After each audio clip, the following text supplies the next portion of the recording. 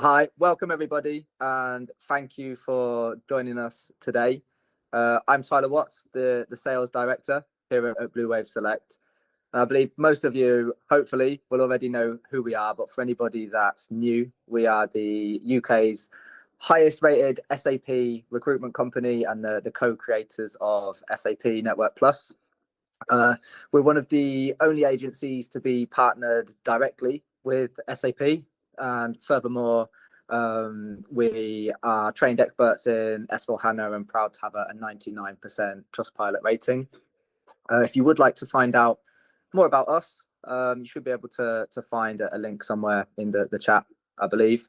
But the main reason, of course, that we're here today is to talk with Tim Smith around mitigating risk with the capability assessment for your ECC to S4HANA transformations, and doing so, of course, with no regrets.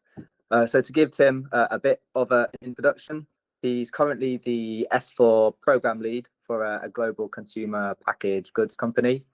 Tim started his career in SAP back in 1997 and has worked both as a consultant in an end user capacity as well as a contract freelancer. Tim has both relevant and, I guess, contemporary skills, having worked at SAP as a RISE customer success partner prior to taking on the role he holds currently as S4 program lead. And from rescuing failed implementations all the way through to devising successful mitigation strategies, Tim has a really good track record of solving difficult client challenges and lowering TCO. So should mention, Tim has also worked for flagship clients such as KPMG, PwC, and Capgemini, as well as with SAP directly, both in the UK and in the Netherlands. And hopefully, Tim, I've done you justice there with the introduction. You're obviously super knowledgeable around today's topic of ECC to S4HANA capability assessment and risk mitigation. And once again, thanks very much for joining us. Before we start, just a very quick bit of housekeeping. This session will run for up to 30 minutes, and the session will be recorded. And finally, if you are an SAP leader listening to Tim's expertise and you feel you'd want to maybe pick his brains a little bit further around any particular topics or questions you may have, I should note that we're giving away free advisory sessions. So that's the number three sessions, completely free of charge. My email will be in the chat box, and so just get in touch with me directly if you'd like to book something in with Tim. But without further ado, if you're ready, Tim, I suggest that we jump straight into the webinar. And I guess a good place to start would be with the question, why should companies running ECC do a capability assessment before moving to S4HANA? So really fundamentally, it's to make sure that you can get ready for a project activity that's going to run for quite some time. And that activity is going to be very radically different to lights on work. Okay, that's interesting. Could you tell me more about why an upgrade is different to lights on or steady state work? So for a start, it's a project. And what we see is most of the times, organizations today that have been running ECC, they'll have been running it for more than 10 years. You know, they'll have completed their implementations way before 2014. And if you think about it, 2014 was when S4 first came out. And so over the last decade, organizations who are good at running ECC will have streamlined their lights on service, have a highly efficient, cost-effective skeleton crew, absolutely perfect for doing service requests and change requests, and provided that their business is static, you know, they don't need to have a big team to be delivering lots of change in ERP. They've got it right. And so that, you know, the disciplines needed to upgrade a system are very different from those that you need to support it. And sometimes you need to start looking for specific profiles found in niche companies or providers in order to firstly understand what is it that I need to do in this project, and secondly, to go and deliver it. Okay, thanks. If we dig a little deeper, could you give me any examples from your experience today as to exactly what kind of capabilities are needed? Sure. So I would sort of structure up capabilities into 4 different areas. So I'll call out the 4 different areas and then I'll talk about them one by one. So firstly, business case and outcomes. Secondly, technical preparation. Thirdly, commercial preparation, and fourthly, operating model for the project and beyond. So, if we think about a business case, to move from ECC to S4 is going to cost some money. It's going to take some time. And you're probably going to try and have to work out, well, what are you going to do? You're going to do a brownfield upgrade where, that's the simplest thing that you can do, where you take the running system and convert it. Are you going to do something called a bluefield or brownfield plus upgrade, where you're going to selectively take data and configuration out of your ECC system, do some things to it, and then go live using that technique? And there you need to have a selective data transition partner to help you. Or do you do a greenfield, go back to basics and say, I'm going to build this again? So depending on these different kinds of upgrades, you probably need to be prepared to answer the key questions for the C-level guys, such as, is this going to work? How much will it cost and how long will it take? And depending on those 3 different kinds of approaches, you're going to need a different kind of skill base and capability to get this right. There's also some technical preparation that you need to do in order to be able to come up with a good business case. And there's 3 areas to focus on there. So data, and we'll talk more about data later, right? Custom ABAP code and technical changes. And so there's a lot of prep that you need to focus on there. And then you probably also want to think about commercial preparation and a procurement stream. So this is a big activity for most companies. So will you need a system integrator? Who would do that upgrade? Would you use your existing application management support provider? Is this an opportunity to perhaps refresh that if they've been there for 4 or 5 years? Is this time to have a break, or is it less risky to maintain that partner? What about your SAP software and service? Are you going to consider moving to RISE as part of this exercise? Do you know how much that will cost? So at one end of the scale, you have people like Rimini Street and Spinnaker saying, well, if you move to RISE, it's going to cost you twice as much as you run now. Would you consider S4 Public Cloud Edition, where you'd have a very radically different outcome at the end and a very different kind of AMS service that's needed? And then in order to make this kind of transition possible, what kind of tooling and third-party capabilities will you need? So I already mentioned selective data transition, but you might want to consider capabilities for automatically converting code. So you've got companies like SmartShift and MigNow who have some great promises in this space. So if you've got tens of thousands of custom ABAP objects, then perhaps some of those capabilities would make sense for you. But first of all, of course, you need to be able to count and say, how many custom ABAP objects do I have in your system? And therefore, what kind of tooling do I need? And then the final area to think about is, what kind of operating model will you have for the project and beyond? And so what kind of staffing are you going to need to run a system integrator if you put one there? So often, best cases, you say, I'll recommend a 2-to-1 model. So for every 1 person you bring from a system integrator, you should have 2 people at the client to govern them. And a lot of times, if you've got a very cost-efficient skeleton crew, you don't have that. And so perhaps the best you can hope for is to try and reach a 1-to-1. But even if you want to reach a 1-to-1, you might say, well, I've got 10, 15, 20 heads I need to recruit. How long will that take to get in place? And who are those heads and what are those capabilities that you need? If you did adopt something like RISE, you'd be thinking about changing your contract with your AMS provider, because SAP will take on technical management of the system. So your basis requirement won't go away, but it will be less. And so you need to run through that piece, but you need to sort of design your future operating model, both for the project and for steady state. So that's really important, that you make sure that you've got some way of managing that kind of technical change. And then finally, if you're going to be, more to the right, and you say, all right, I actually want to consider S4 Public Cloud, because in the future I want a much smaller overhead. I want to be able to run a much smaller AMS capability. What does that mean, and how will that impact your relationships with your current partners today who are providing service? So those are the sorts of things that we say, hey, this is very different from steady state. And you need to think about this differently. Okay, wow. So that's quite a lot of different areas to focus on, isn't it?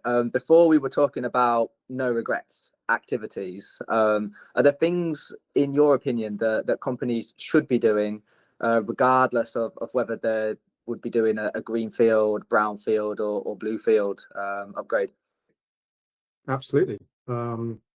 So, even if you weren't moving to S4 and you were going to say, I'm done with SAP and I want to move to Dynamics or something, it doesn't matter. There's a couple of things that I'd recommend that all organizations do, and you'd sort of almost call them no regrets activity, because it wouldn't matter what you were doing, it's good practices.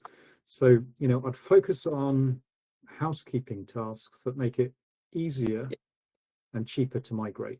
And how exactly then does this kind of advanced housekeeping make it cheaper to migrate or upgrade? That's a good question. So it's really two things. So firstly, if you get your housekeeping right, you can dramatically change your project scope. So you have fewer things to implement, fewer things to test. Secondly, if you are moving to a HANA-based system, you want to minimize the amount of infrastructure that you need to operate post-upgrade.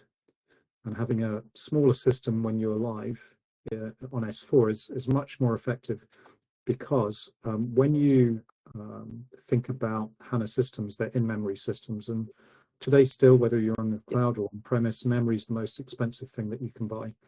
So not dragging lots of historic data into your new environment is really important. And what you might find when you do this and you start doing the analysis is you might find that you have a decade of housekeeping to do, and you need about 12 months to do that as you're preparing the project. So this is something that, if people are considering making a move, get started with this. You won't regret it. And then to push you just a little bit more, can you explain what you mean by reducing project scope and how this saves costs? Perhaps as a couple of examples from your career to date that could help illustrate that. So let's dig into some examples around ABAP custom code. So, if you take an example of a customer who's been running an ECC system for a decade, they'll have developed perhaps a significant amount of ABAP code, and that ABAP code has to be upgraded during this upgrade activity, because a ABAP program that runs on ECC won't automatically run on S4. But we also find when we look at customers is they have a lot of unused code. So perhaps 50 to 60% of the ABAP objects within a system are unused. And so what you want to do ahead of time is identify those and remove them from the system, so that when you start asking a system integrator or a third party to scope your upgrade, you can change that number significantly. So one of my clients, they had 30,000 ABAP objects in the system, and they were quite surprised to find that they only used 40% of those. So by decommissioning those ahead of time, it sort of reduced the project scope quite significantly, and that enabled them to save quite a lot of money. The other thing to consider around something like ABAP is there's these automated tool sets, whether it's SmartShift, MigNow, or these semi-automated tools that you find inside SAP. And so you really want to know ahead of time, how many objects have I got in my system? How many do I use? And what's the most appropriate way to deal with that in a project? So think quite carefully about ABAP, but also think, okay, if I need to do this, I actually need to turn on some system monitoring to start tracking what's used in the system and what's not. Otherwise, if somebody asks you tomorrow and you haven't had any system monitoring activated, you won't actually know what's used and what's not used. So it's a really good idea to monitor for at least 12 months, ideally through a year end, to make sure that you know what is the custom code that's used in the system and what can be decommissioned. I would also look at data. And within data, there's three principal areas to cover. So I sort of mentioned already, hey, having a smaller system helps lower infrastructure costs after the upgrade and during the process. So in addition to volume, there are two other really important areas to think about. And that's open items and master data. And so that, the challenge with something like open items is when you move to a new system, you have to take open items with you. And if you have a very large volume of open items, you start asking the question, is migration even possible? And that's actually probably the most important thing to think about here. What you're trying to do is trying to say, well, I want to obviously limit my project cost and scope where I can, but I'm also trying to make migration possible. So what you want to try to do is try and say, if I've got a large number of open items, how do I address those well in advance of my upgrade? And how do I close them down and close them out effectively? There's also master data. So with master data, this is a really big issue because most customers are aware that their customer and vendor master data objects are going to get merged into something called a business partner. So there's a bit of awareness in the market that I'm going to have to do something with business partner as part of my upgrade. But actually, when you look into an ECC system, you'll probably find that you've got somewhere between 50 and 100 master data objects that are configured within the system, and you might have quite a lot of master data. And so what you want to know ahead of time is how much of these master data objects and their configuration is actually valid and compliant and can be moved to S4, and how many of those master data objects need to be changed. So for example, you may find that a master data object configured in ECC, take customer, for example, you don't need to configure the transportation zone in ECC. Move it to S4 and you do. So brilliant. So if you have 2 million customers in your system, you've got 2 million records that you now need to update. You can't do that in a cutover weekend. You need to do it beforehand. You need to get sort of stuff in order. So one of the consequences of this is to think about this in the context of how can I have a really clean system? I want to clean it up and I want to keep it clean. And ideally, once I've upgraded to S4, maintain that hygiene moving forward. So a lot of costs can be saved here. And let me just give you some specific examples. So with ABAP, maybe you can reduce the amount of code objects in the system by 50 to 60%. On a 10-year-old system, if you haven't been doing a lot of data archiving, maybe you can reduce volumes by 70 to 80%. And with master data, you probably also want to think about how to clean it up. So those start to become material when you put those into project scope. Okay, lots of detail there. Thank you very much. You mentioned, Tim, the need to track usage of code in the system. Are there other areas that you think customers should be tracking as well? Yeah, that's it. It's a good question. So when you start turning on and monitoring things in your system to get more insight, you probably also want to start tracking end user access in the system. And you want to do this to start making sure that you're prepared for that licensing conversation that you are going to have with SAP. So if you don't already have S4 licensing in your bill of materials, you need to consider it and start understanding. Oh, really? Okay, so what changes specifically in the user license model when moving to S4? So in most cases, customers are going to move to a new licensing model in SAP. And SAP talk about something called an FUE, which is a full use equivalent user. This is more granular than the previous professional users and semi-professional users. And as you sort of move to that, the license models changed fundamentally. So are you saying there's a cost value driver here that's particularly important? Yeah, it's a little bit like ABAP, right? So over time, end users tend to grow access and grow capability. So as people get senior in the organization, their profiles change, and sometimes authorization profiles don't keep up. And so when you measure the difference between assigned access, so what somebody has in their security role, compared to what they actually use, you often find a delta. And if you have end users who have a large number of, or customers who've got a large number of professional user licenses, what you want to understand is, do you have too many? Because when you move to a new solution and you consider revising your contract, you want to make sure you know what is it that I use compared to what have I purchased. And if there's a delta, this is your once in a lifetime, with SAP at least, opportunity to resize that. So when you turn on monitoring, turn on your ABAP monitors, turn on your end user monitors, but then think about what capabilities am I going to need to analyze that, because there could be a really big saving for the customer there if they understand that and at least can drive those conversations effectively with SAP. Okay, thanks, Tim. And what would you say are the standard checklist items that any customer should be doing as part of such a preparation? Well, straight away get on with the standard reports that are in the system. So do the SAP readiness assessments. There's the standard ones. There's the ones for ABAP code. Start doing the SAP financial consistency checks. See if you can do those in more granular detail. Make sure that your solution manager is generating the SAP early watch reports. See if you can manage those to green. So then are these assessments quite easy and straightforward to do?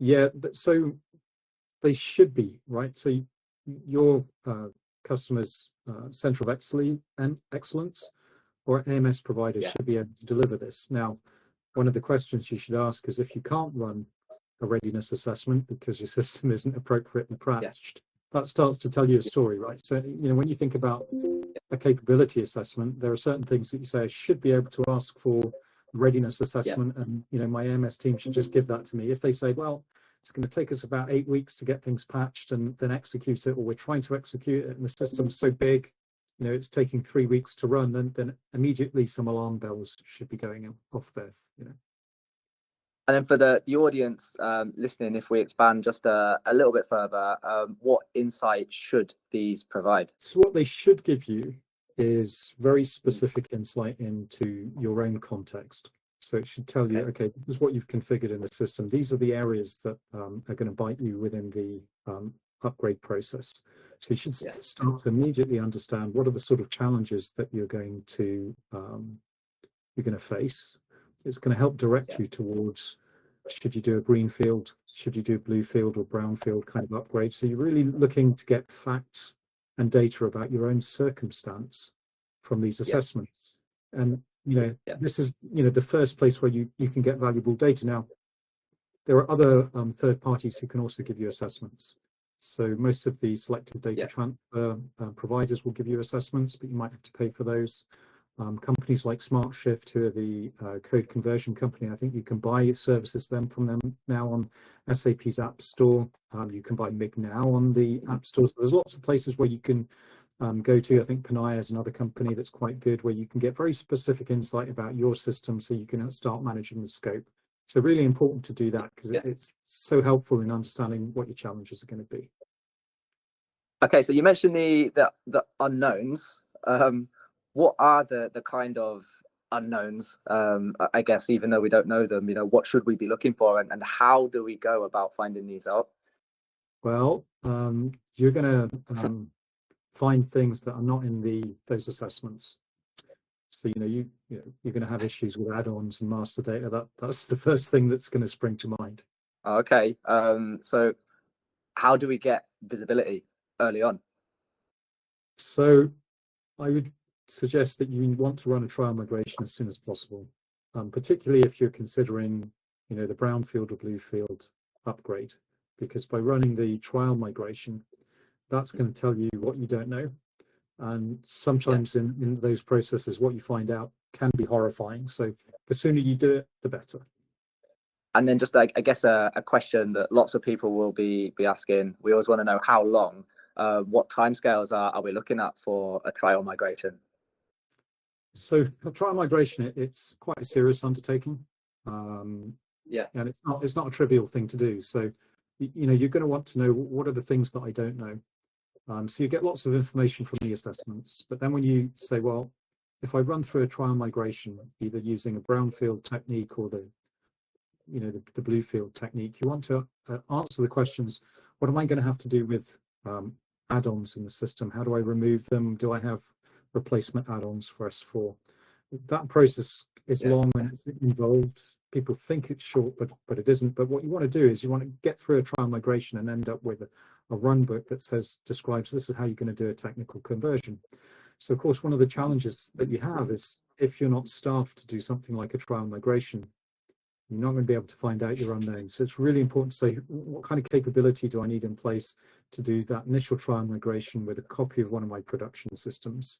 You can normally execute this over maybe a 4 to 6 month period, and the learnings from a trial migration is so beneficial. Start early, really important. So in your opinion then, Tim, is a greenfield approach a better one to take? You know, no need, sorry, for trial conversions, etc. Yeah, you're right, man. You know, when you think about and talk about all of the challenges that you have with brownfield, bluefield migrations, you say, well, wouldn't it be easier to do a greenfield?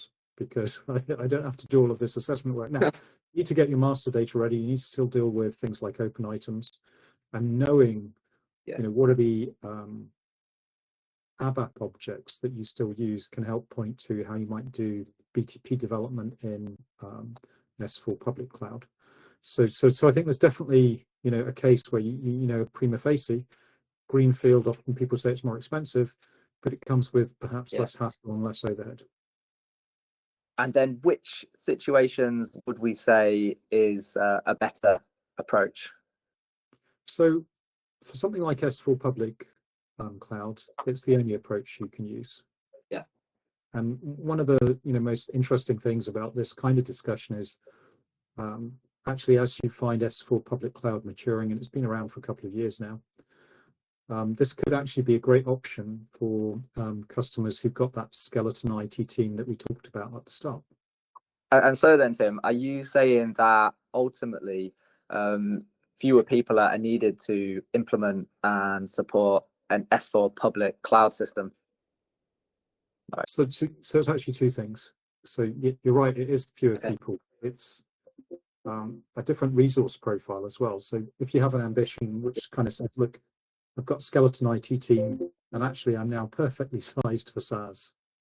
You know, I'm not really sized to do another bespoke ERP implementation, even if it's called an upgrade.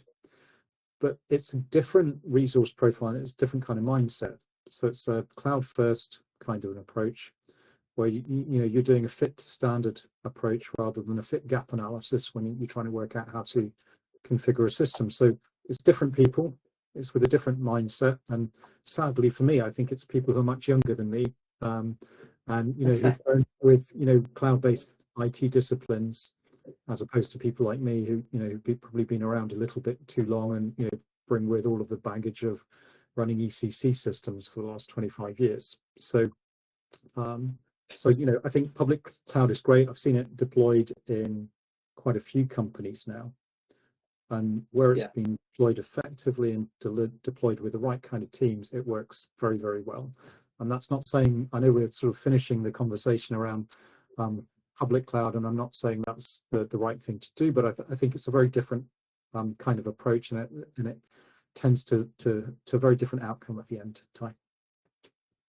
Right, well, thanks very much, Tim. Really, really appreciate you taking the time to talk with us. I think we've tackled the questions very concisely, and I'm delighted actually that we haven't gone way over the time limit.